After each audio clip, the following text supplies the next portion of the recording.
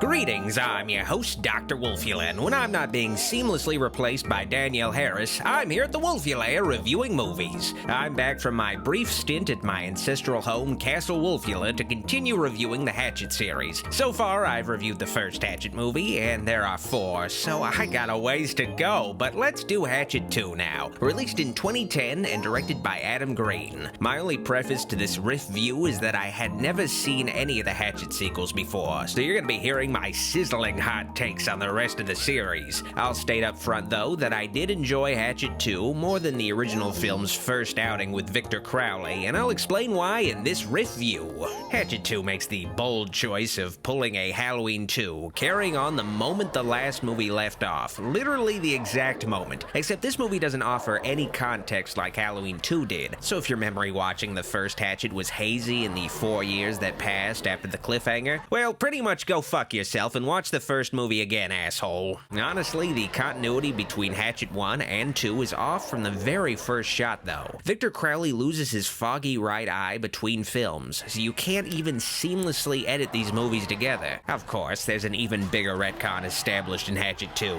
Mary Beth, the sorta protagonist of the first movie, was recast, Tamara Feldman being replaced by Danielle Harris because Feldman supposedly asked for too much money. But luckily, Danielle Harris has decades of experience being paid like shit by horror movie productions. She's used to getting jerked around for her paycheck. I'll never complain about Jamie Lee Curtis looking different in Halloween 2 again. Anyway, Mary Beth is rescued by Jack Cracker, the crazy old man who lives in the swamp and drinks his own piss, played by the late John Carl Buechler. Let me guess. You don't believe in ghosts. I should mention that back at Jack Cracker's shack, he offers Mary Beth a bottle of mysterious yellow liquid that she drinks without pause, even though she was told in the previous movie that he drinks his own piss. And that's just Jack Cracker, drinks his own piss. If I was told somebody drank their own piss, it would surely be the one thing I'd remember about them and be careful about. Oh yeah.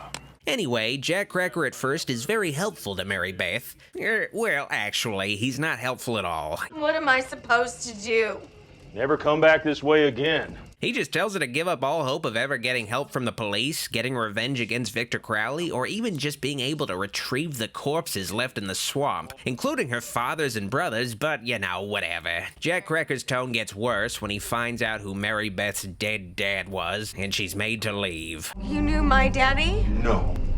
But I know what your daddy did, and I want nothing to do with it. And I kinda wish this scene ended here, because things get really weird when Jack Cracker decides to look at the video camera belonging to the dead fake porn producer Shapiro from the first movie. I want my daddy to see this. Woo! Fuck you, Dad! There's a clip of a fully nude girl who Shapiro was the teacher of in 5th grade. You're my history teacher from 5th grade. And there's another clip where Shapiro is desperately asking a 14-year-old girl to take her top off. Dude, I'm 14! Oh, that ain't right. I know this is supposed to be dark humor, but it's just depressingly creepy. Mister, leave me alone! Come on, why don't you lift up that shirt? Let's see what you got going on over there. Thankfully, the scene finally ends too late, with Victor Crowley tearing out Jack Cracker's intestines, turning him into a human yo-yo, and then strangling the dude with his own guts that are somehow strong enough to pop the guy's head off like he was a can of blood soda. This is some Mortal Kombat fatality shit.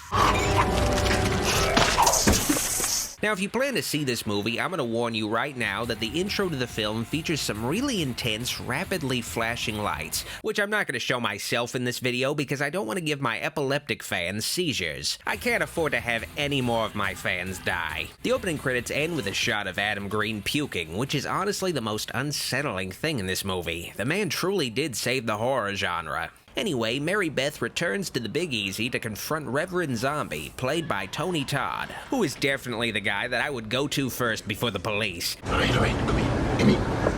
And Reverend Zombie is revealed to have been operating the tour boat from the first film illegally by proxy. So I was forced to run tours out the back door of one of my other shops. Mary Beth explains that all the tourists were killed by Victor Crowley in the haunted Forbidden Swamp, including Mary Beth's dear old dead dad, who Reverend Zombie knew personally. Samson Dunstan's kid?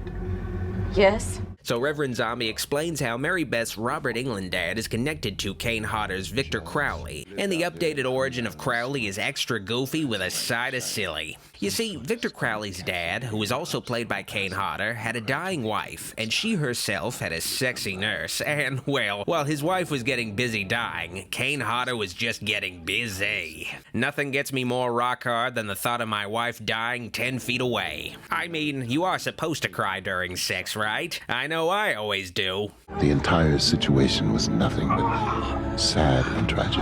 Anywho, Kane Hodder's wife finally dies, the perfect time to get a little sugar. But then the dead wife comes back to life just to put a curse on the couple for all eternity, which is what all cancer victims are able to do, so you better watch your ass. She put a curse on Thomas Crowley and his mistress, Nina. Well, Kane Hodder and his side piece is unfazed by this turn of events, and the new Mrs. Hodder gives birth to his son, Victor Crowley, but Victor Crowley's own mother becomes his first victim just because he was so fucking ugly. Some say she died the moment she laid eyes on her child. This is what happens when Kane Hodder decides to get laid. Anyway, some kids burn Victor Crowley in his shack, yada yada yada, and Kane Hodder kills his own son accidentally. It's revealed though, and this is the actually important bit of info that affects the plot. Mary Beth's dad, Samson Dunstan, was one of the boys that was responsible for Victor Crowley's death, and Kane Hodder confronts the Dunstan household with a shotgun, and I'm kinda surprised the police weren't called. You killed my son.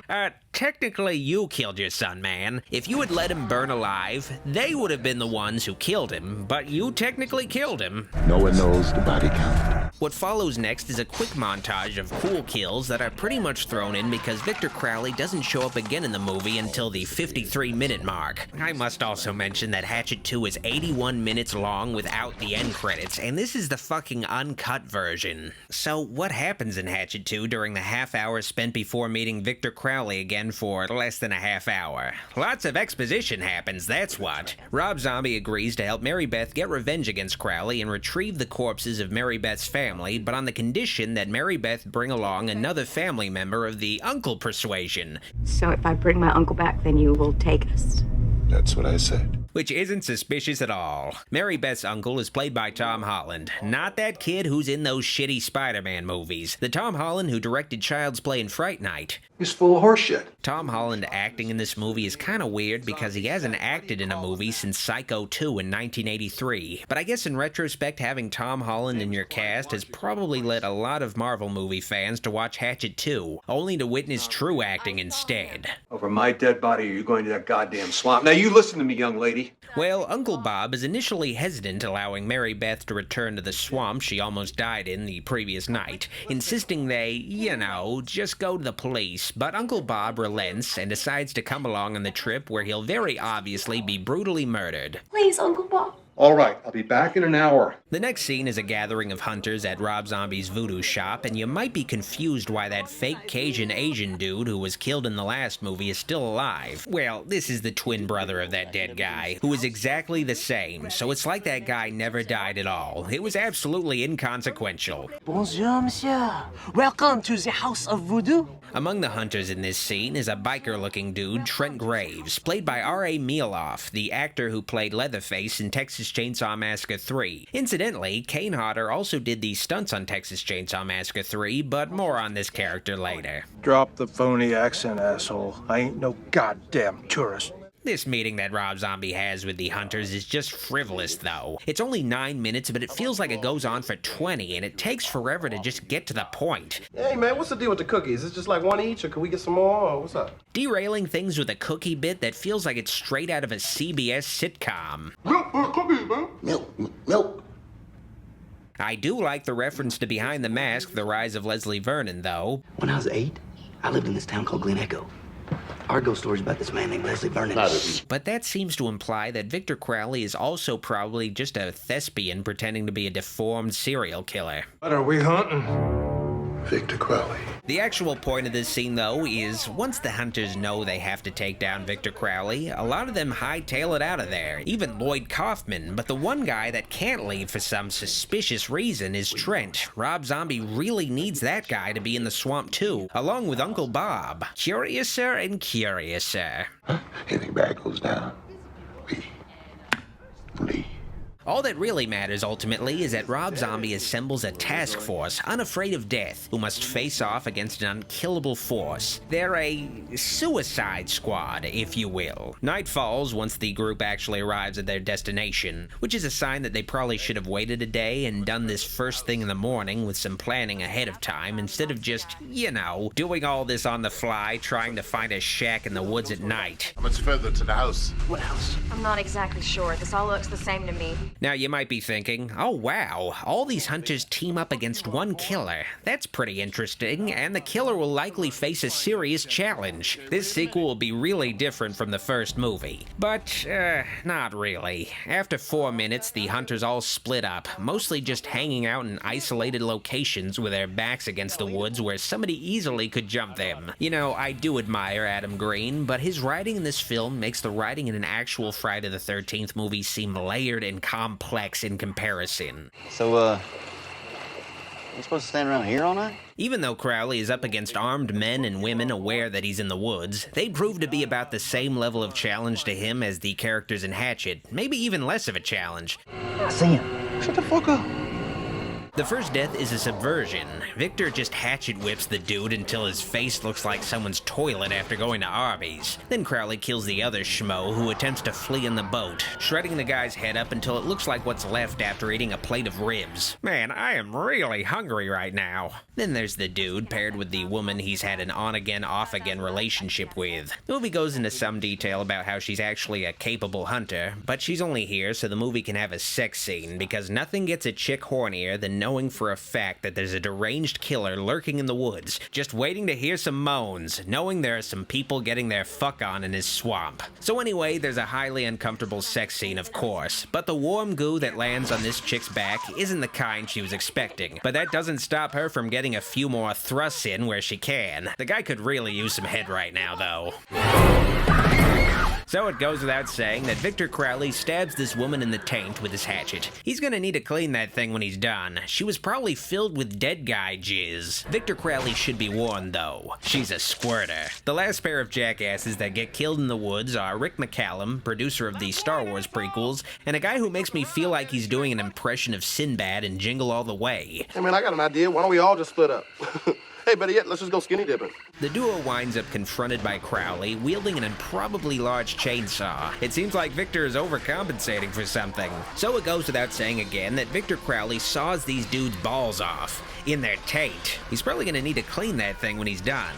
Honestly, they were asking for it standing single file like that. Who does that? Now they look like Joe Pesci in that one episode of Tales from the Crypt. Alright, let's just talk about the finale already. Man, this was a short video. The main group, led by Rob Zombie, discovers Crowley's shack, but all the bodies seem to have vanished. That doesn't matter though. The Cajun Asian discovers the real reason Zombie organized this trip.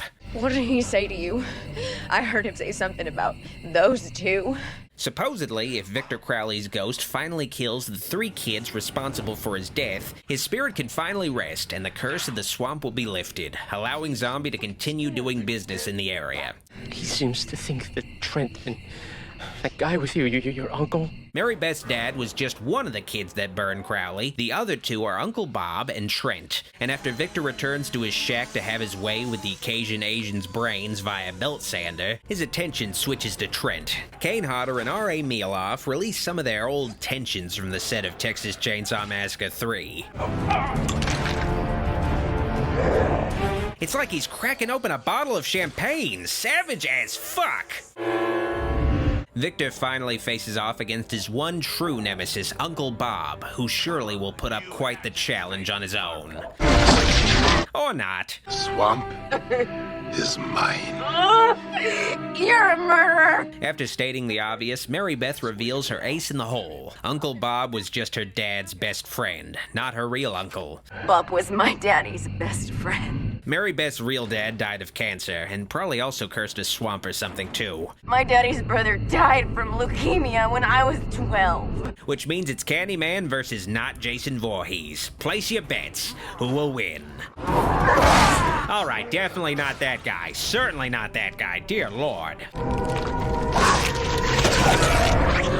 What, was Adam Green playing Mortal Kombat for inspiration with these kills? After Crowley tosses Rob Zombie's corpse like a cheap lawn decoration from Spirit Halloween, it's Mary Beth's turn to fail at killing him, making Victor look even more messed up with his own hatchet. And for good measure, she blows his head goo off. Fuck you!